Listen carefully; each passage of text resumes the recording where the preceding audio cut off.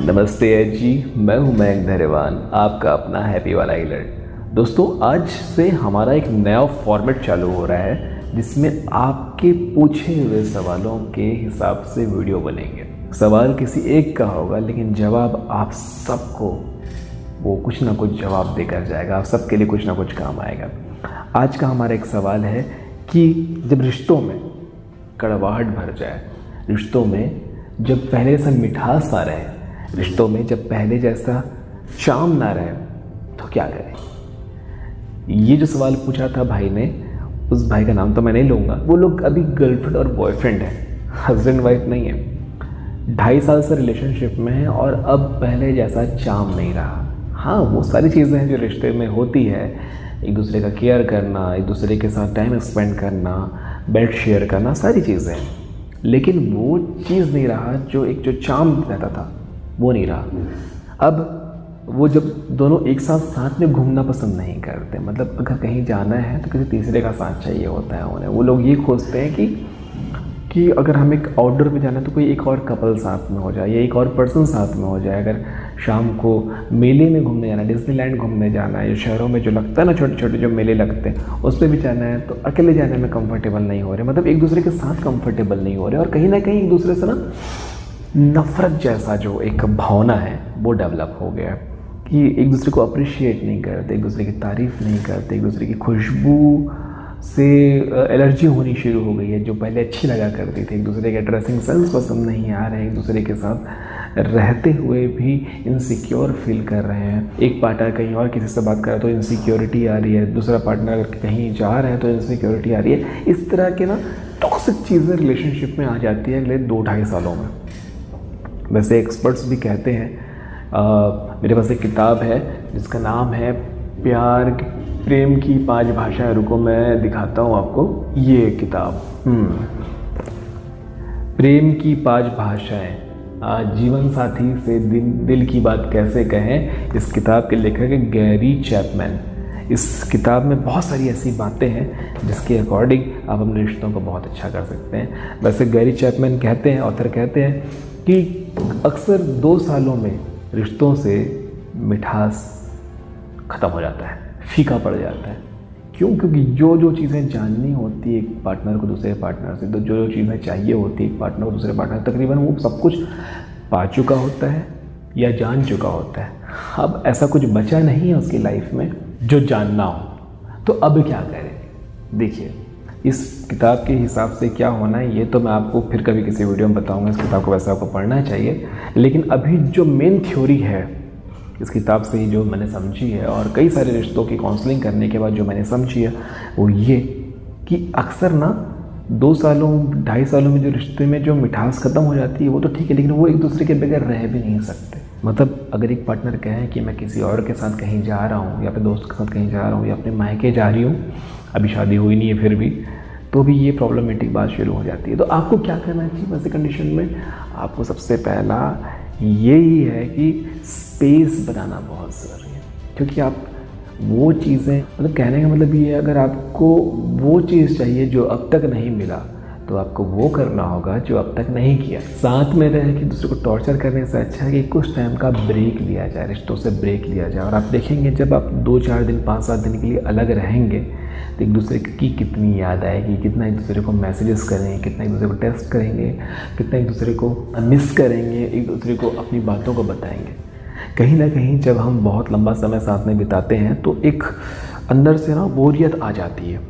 मतलब कि ऑक्साइड, जैसे लोहे का ऑक्साइड निकल आता है, वैसा उसकी सफाई के लिए दूर जाना बहुत ज़रूरी है। अब बहुत सारी चीज़ें हैं जो रिश्तों में हमें करना चाहिए, जैसे एक दूसरे की तारीफ़ करना ज़रूरी है, ये करना ज़रूरी है, वो करना ज़रूरी है, एक दूसरे को गिफ्ट्स देना ज़रूरी है। सही बात है, ये रिश्तों की प्रेम की 5 भाषाओं में ये सारी बातें हम समझेंगे फ्यूचर में। लेकिन अभी जो ज़रूरी है वो ये है कि जब भी रिश्तों में सबसे टॉक्सिसिटी बढ़ जाती है तो स्पेस लेना बहुत ज़रूरी है, जो कि आपको लेना ही चाहिए। दूसरी बात जो एक बहुत बड़ी गलती करते हैं कि हम अक्सर जब भी 2 लोग में ये प्रॉब्लम आ रही होती है तो हम तीसरे को इन्वॉल्व करते हैं अपनी लाइफ में, कि वो हमारे बीच में कोई कॉमन फ्रेंड होगा, या हमारे बीच में वो हमें बताने समझाने ले जाने वाला कुछ होगा, कुछ हमारे साथ ऐसा करेगा जो जिससे हमें एक्साइटमेंट बना रहेगा।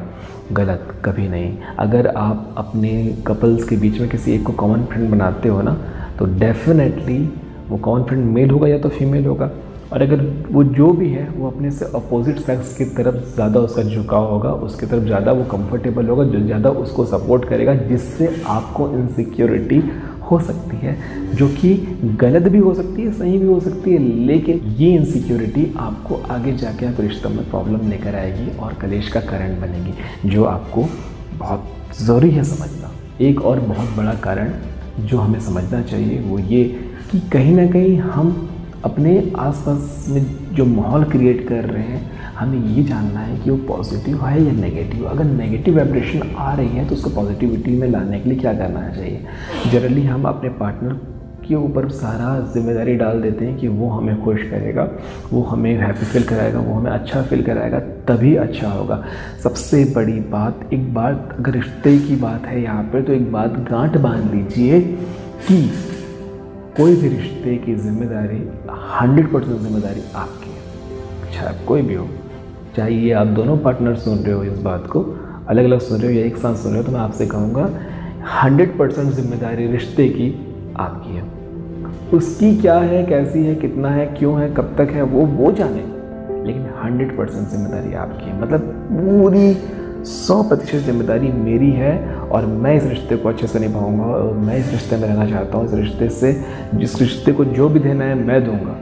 वो क्या दे रहा है, क्या नहीं दे रहा है, कैसे कर रहा है, क्या नहीं कर रहा है, वो उसकी प्रॉब्लम है। ही पूरे देश में, पूरी दुनिया में रिश्तों में कलेश इस वजह से ही आ रहे हैं कि हर कोई सामने वाले से एक्सपेक्ट करता है कि वो क्या कर रहा है, वो कैसे कर रहा है, वो क्यों कर रहा है, वो उसे ये करना चाहिए, उसे वो करना चाहिए। और क्योंकि वो नहीं कर रहा है जो आप सोच रहे हो, इसलिए रिश्तों आपके अंदर एक कमी आ रही है, दुर्भावना आ रही है उसके प्रति, और वो कलेश का कारण बन रही है। और सबसे इम्पोर्टेंट बात यह, उसके अंदर भी यही चल रहा है कि आप वो सारी चीज़ें नहीं कर रहे हैं जो आपको एक्चुअली करनी चाहिए। तो अगर आप सिर्फ वो करें जो आपको लगता है कि ये होना चाहिए, जो आपको ये लगता है कि उसे ये करना है, अगर वो भी आप कर दो, तो धीरे धीरे रिश्तों से प्रॉब्लम ख़त्म होनी शुरू हो जाती है और सामने वाले को ये समझ में आने लग जाता है कि वो कितना ज़्यादा कर रहा है। आप बहुत पूरा 100% जिम्मेदारी लेके करिए तो सही, उसके बाद कुछ दिन के लिए छोड़ कर देखिए, इस पर जो मैंने पहले कहा कि स्पेस लीजिए, तो आपके पार्टनर को समझ में आ जाएगा, ओ माय गॉड, इन 3-4 दिनों में उसको पूरा समझ में आ जाएगा कि सामने वाला पार्टनर कितना ज़्यादा कर रहा था और अब वो नहीं है। कितनी शांति छा गई, कितना सन्नाटा छा गया, इस चीज़ को वो महसूस करेगा जब आप नहीं होंगे। तो इसलिए अपना 100% दीजिए। जो भी आप चाहते हो रिश्ते में होना चाहिए वो आप कीजिए, ये आपकी जिम्मेदारी है और इसे ही आपको समझना है। इन 3 चीज़ों को अगर आप पकड़ लेते हो तो रिश्ता बहुत ही ज़्यादा खूबसूरत हो जाएगा। आशा करता हूँ रिश्ते की ये प्रॉब्लम का सॉल्यूशन आपको मिल गया होगा। इस पर हम आगे और बात करेंगे। गैरी चैपमैन की ये प्रेम की 5 भाषाओं को हम डिस्कस करेंगे, जो आपके बहुत ज़्यादा काम आने वाला है। बिहेवियर साइकोलॉजी, रिलेशनशिप इश्यूज़, ये सारी चीज़ें हमारा टॉपिक है, जिससे हम सीख कर अपनी पर्सनल और सोशल लाइफ में ग्रो करते हैं, वो भी हैप्पी वाले अंदाज में। इसलिए आपको उस चैनल को सब्सक्राइब कर लेना चाहिए, वीडियो को लाइक कर देना चाहिए और चैनल में आकर मुझे बताना चाहिए कि वीडियो में और आप क्या देखना चाहते हैं। और अपने सारे क्वेश्चंस कमेंट पे लिखिए या तो इंस्टाग्राम में आकर मुझसे पूछ सकते हैं, जिस पर हम वीडियोज़ बनाएंगे और बहुत अच्छे से उसको सोल्यूशन देंगे। ओके जी, मिलते रहेंगे आने वाली वीडियो पर। तब तक के लिए नमस्ते जी।